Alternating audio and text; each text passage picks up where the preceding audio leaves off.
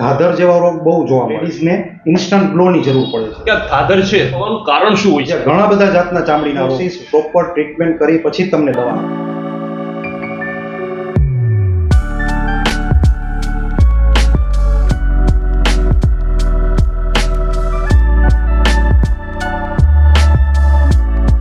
તો નમસ્કાર દોસ્તો, સ્વાગત છે તમારું આપણા નવા બ્લોગમાં. અને આજનો બ્લોગ છે ભાઈ થોડીક હેલ્થ ટિપ્સ માટે છે, કેમ કે આજે હું આવ્યો છું ડોક્ટર અમીન જામ પાસે. અને અત્યારે આપણે હોસ્પિટલનું નામ શું છે? આપણી હોસ્પિટલનું નામ છે જામ હોસ્પિટલ. જામ હોસ્પિટલ, બરાબર. અને તમે કેટલા સમયથી આ હોસ્પિટલ ચલાવો છો? માંગરોળમાં લગભગ મારે 10 વર્ષ જેવું થઈ ગયું છે.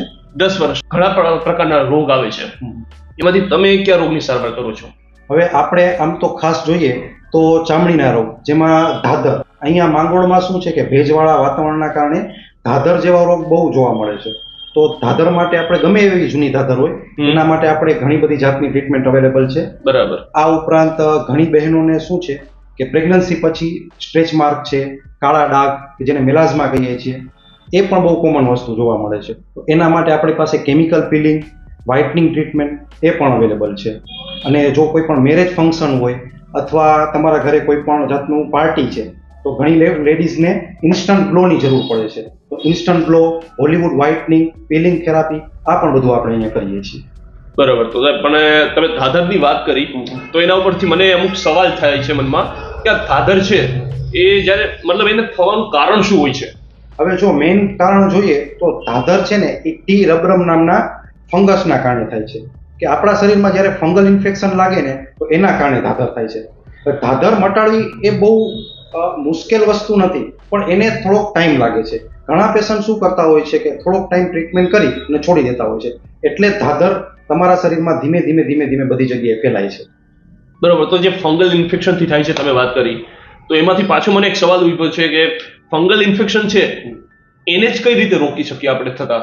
મતલબ એનું કંઈક કારણ તો હશે ને જેને કારણે ફંગલ ઇન્ફેક્શન થતું હશે? જો ફંગલ ઇન્ફેક્શન થવાનું કારણ તમે ઇઝીલી તમે રોકી શકો છો, જેમ કે હાઇજીન મેન્ટેન કરો. દરરોજ તમારા કપડાં છે ચોખ્ખા અને સ્વસ્થ પહેરો. દરરોજ નાવાનું રાખો. કોઈ પણ જગ્યાએ પરસેવો ના વળે, આ ખાસ ધ્યાન રાખવા જેવું છે.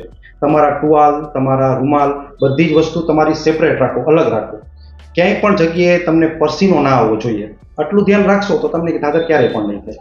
પસીનો રોકવો તો એ તો બહુ મતલબ એમ કે રાતનો દિવસ એસીમાં રહીએ તો પણ સેજ અમુક જગ્યાએ તો પરસેવો થઈ જ જાય છે. તો આપણે એની માટે તો અલગ કંઈ પણ આપણે કરી શકીએ છીએ. તો તમારા ખ્યાલથી શું કરવું જોઈએ આપણે પસીનો રોકવા માટે? પસીનો રોકવા માટે મેઇન જે વસ્તુ આપણે જે હાઇજીન મેન્ટેન કરીએ એ જ છે. ઘણી બધી જાતના ડિઓડ્રન્ટ અવેલેબલ જ છે જે તમે યુઝ કરી શકો છો. બરાબર. તો એમાં તો આપણે કોઈ ઇસ્યુ નથી ને એમાં? નહીં, એમાં કોઈ જાતનો ઇસ્યુ નથી. બરાબર. અને ચામડીને રિલેટેડ તમારે કઈ પ્રકારના રોગો હોય છે? આપણને ઘણા બધા જાતના રોગ થઈ શકે છે. જેમ કે મેં તમને ધાધરની વાત કરી, આ ઉપરાંત ઘણાને ખરજવું થાય છે. હવે ખરજવામાં પણ ડ્રાય એક્ઝિમા અને વેટ એક્ઝિમા, એટલે સૂકું ખરજવું અને લીલું ખરજવું થાય છે. પછી એલર્જીક ડર્મેટાઇટિસ થાય. ઘણાને ચહેરા ઉપર અને આખા શરીરમાં તમે જોશો તો એલર્જીક રિએક્શન જેવું, એટલે ઝીણી ઝીણી ફોડલીઓ નીકળતી હોય છે. આ પણ ચામડીના રોગમાં જ આવે છે. બીજા ઘણા બધા જાતના ચામડીના રોગ છે, જેમ કે ફંગલ ઇન્ફેક્શન થઈ ગયું, પેરાસાઇટલ ઇન્ફેક્શન થઈ ગયું. આ બધા ચામડીના રોગ જ છે. બરાબર. તો આ ચામડીના રોગો માટે દવા કઈ ઉપલબ્ધ હોય છે? ચામડીના રોગ ચામડીના રોગ માટે અલગ અલગ દવા હોય છે. ઘણા રોગ એવા છે કે જેને તમે દવાથી અથવા ક્રીમથી પણ મટાડી શકો છો.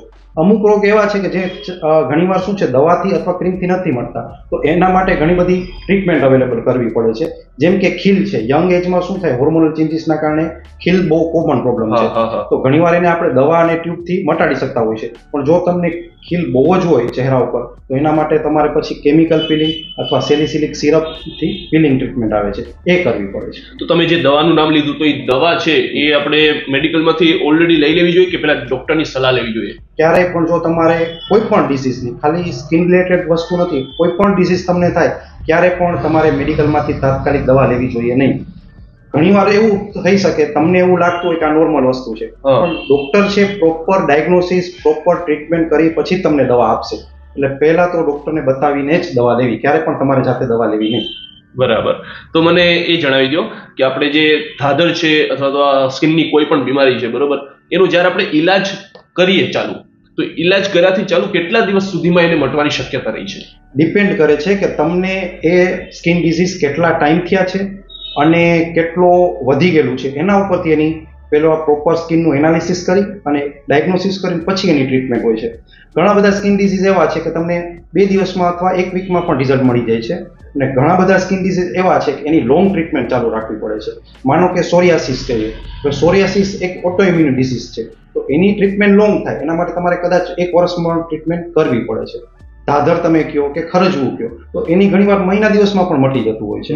ડિપેન્ડ તમારી સ્કિન કન્ડિશન કેવી છે, તમારો ડિઝીઝ કયા સ્ટેજ ઉપર છે, એના ઉપર ટ્રીટમેન્ટ ડિપેન્ડ કરે છે. અને આના માટે કોઈ દેશી ઇલાજ હોઈ શકે છે? દેશી ઇલાજમાં કેવું છે કે ઘણા બધા દેશી ઇલાજ અથવા આયુર્વેદિક ઇલાજ પણ છે, પણ લોકો શું છે કે લોકોને કોઈ જાણકારી નથી કે એમાં કઈ રીતના પ્રોપર દેશી ઇલાજ કરવો. તો એના માટે તમારે MD આયુર્વેદ અથવા કોઈ આયુર્વેદિક નિષ્ણાતની જ સલાહ લેવી, ક્યારેય ઘરગથ્થુ ઉપચાર કરવા નહીં. બરાબર. તો મિત્રો આપણે જાણ્યું કે આપણે ઘણી બધી પ્રકારની ચામડીના રોગો છે જે આપણે જામ સાહેબ પહેલાથી જાણ્યા. તો મને ચામડીના રોગોના કોઈ પ્રકાર હોય છે, મતલબ કેટલા પ્રકારના ચામડીના રોગો હોઈ શકે છે? ચામડીના આમ તો ઘણા બધા, એમ તમે જુઓ તો 500 થી વધારે રોગના નામ છે કે હું તમને આપી શકું છું, પણ અલગ અલગ જાતના મેં તમને જે મોસ્ટ કોમન કીધા, જે ધાધર છે, ખીલ છે, ખરજવું છે, કાળા ડાઘ છે, ડર્મેટાઇટિસ છે, સોરિયાસિસ છે, આ બધા કોમન પ્રોબ્લેમ છે કે જે તમને દરેક જગ્યાએ જોવા મળે છે. આના સિવાય એવા પણ અમુક ચામડીના રોગ છે કે જે બહુ ઓછા જોવા મળે છે. તો આ જે ચામડીના રોગો છે બધા જ રોગોની સારવાર આપણે અહીંયા હોસ્પિટલમાં અવેલેબલ છે? હા, આપણે બધા જ ચામડીના રોગની સારવાર અહીંયા થાય છે. બરાબર. અને ઘણી બધી મેરેજ ફંક્શન હોય છે, પાર્ટી ફંક્શન હોય છે સર, તો એમાં જે આપણી બહેનો છે બરોબર, તો એને ઇન્સ્ટન્ટ ગ્લો જોઈએ છે, તો એના માટે આપણી અહીંયા હોસ્પિટલમાં કોઈ ટ્રીટમેન્ટ અવેલેબલ છે? હા, હવે કેવું છે કે વ્હાઇટનિંગ માટે આમ તો ઘણી બધી સારવાર અવેલેબલ છે, પણ અમે એ રીતના સલાહ આપતા હોઈએ છીએ પેશન્ટને અથવા કોઈ પણ બહેનોને કે તમારા મેરેજ છે અથવા ફંક્શન છે તો એના 1 મહિના પહેલા આવે તો એનો તમને રિઝલ્ટ પણ સારું મળે છે, અને એમાં ઘણી બધી જાતની આપણે સારવાર પણ કરી શકીએ છીએ. જેમ કે અત્યારે જોવા જઈએ તો ઇન્સ્ટન્ટ વ્હાઇટનિંગ અવેલેબલ છે, પાર્ટી ગ્લો ફેશિયલ જે મેડીફેશિયલ કહીએ છીએ એ પણ અવેલેબલ છે, અને અમુક લેડીઝને કેવું હોય છે પછી મેરેજના 4-5 દિવસ પહેલા જ ઇન્સ્ટન્ટ ગ્લોની જરૂર હોય છે, તો એના માટે હોલિવૂડ વ્હાઇટનિંગ થેરાપી આવે છે જે અત્યારે બહુ ફેમસ છે. તમે કોઈ પણ જોશો તો સેલિબ્રિટી અથવા કોઈ પણ આર્ટિસ્ટ છે ઇન્સ્ટન્ટ ગ્લો માટે આ અત્યારે હોલિવૂડ વ્હાઇટનિંગ થેરાપી કરાવતા હોય છે. બરાબર. તો મને તમે એ જણાવી દો કે એમાં કોઈ સાઇડ ઇફેક્ટ્સ થવાનો કોઈ ખતરો? આમાં કેવું છે કે બધી જાતના છે ને પ્રોપર ગાઈડન્સ સાથે અને પ્રોપર ટ્રીટમેન્ટ સાથે જો તમે કોઈ પણ ટ્રીટમેન્ટ કરાવો તો એનું કોઈ પણ જાતની ક્યારેય પણ સાઇડ ઇફેક્ટ આવતી નથી. બરાબર. તો મતલબ ટ્રીટમેન્ટ જો પૂરી ગાઈડન્સ સાથે આપણે કરીએ તો એ એકદમ સેફ જ છે? સેફ છે. બરાબર. તો આપણે આ હોસ્પિટલનું એડ્રેસ શું છે? આપણી હોસ્પિટલ અહીંયા માંગ રોડમાં બંદર રોડ, સાપુર દરવાજા, હેલ્થકેર મેડિકલની ઉપર ફર્સ્ટ ફ્લોર ઉપર છે. બરાબર. તો મિત્રો આ આપણે એડ્રેસ છે એ વિડીયોના સ્ટાર્ટિંગમાં પણ આપી દીધું છે, તો તમે ત્યાં જઈને પણ આપણે જોઈ શકો છો, પોઝ કરીને આરામથી તમે જોઈ શકો છો. તમને કોઈ કોન્ટેક્ટ કરવા માંગે તો એ તમને કોન્ટેક્ટ કરી શકે છે સર? આરામથી, ગમે ત્યારે. સ્ક્રીન ઉપર મારા નંબર છે જ, ગમે ત્યારે સ્કિન રિલેટેડ તમારે કોઈ પણ ઇસ્યુ હોય તો તમે મને પૂછી શકો છો. હવે આ જે મશીન છે એ માઇક્રોડર્માબ્રેશન મશીન છે કે જે સ્કિન ટાઇટનિંગ, સ્કિન પોલિશિંગ બરોબર છે એના માટે યુઝ થાય છે. એના અલગ અલગ જાતના પ્રોબ છે બધા. જે નોર્મલ પબ્લિક હોય એને આ વસ્તુ સમજાતી નથી, તો આપણે સિમ્પલ રીતે મને સમજાવી દો કે આ વસ્તુ શું છે એક્ચ્યુઅલી. બરાબર. હવે આ જે મશીન છે ને એનું નામ માઇક્રોડર્માબ્રેશન મશીન છે. બરાબર. હવે આનો યુઝ શું કરવા માટે થાય છે કે જેમ કે તમારા ચહેરા ઉપર ઘણીવાર શું છે કે ખીલ છે, ખીલના ડાઘ છે, અથવા કરચલી પડી ગઈ છે, સ્કિન ટાઇટનિંગ કરવી છે એટલે સ્કિન લૂઝ છે તો ટાઇટનિંગ કરવી છે, તો એના માટે બધા અલગ અલગ જાતના પ્રોબ છે. અથવા તમારે સ્કિનમાં વ્હાઇટનિંગ લેવા માટે સિરમ નાખવું છે તો સિરમ માટેનું પણ પ્રોબ આમાં અવેલેબલ છે. એટલે આ એક જ મશીનમાં બધી જ જાતના ફંક્શન થઈ શકે છે ટૂંકમાં. બરાબર. હવે આ મશીન છે એ કોટરી મશીન કહેવાય.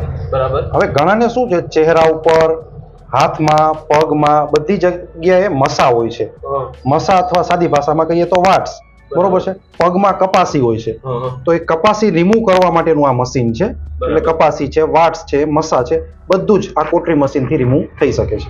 બરાબર.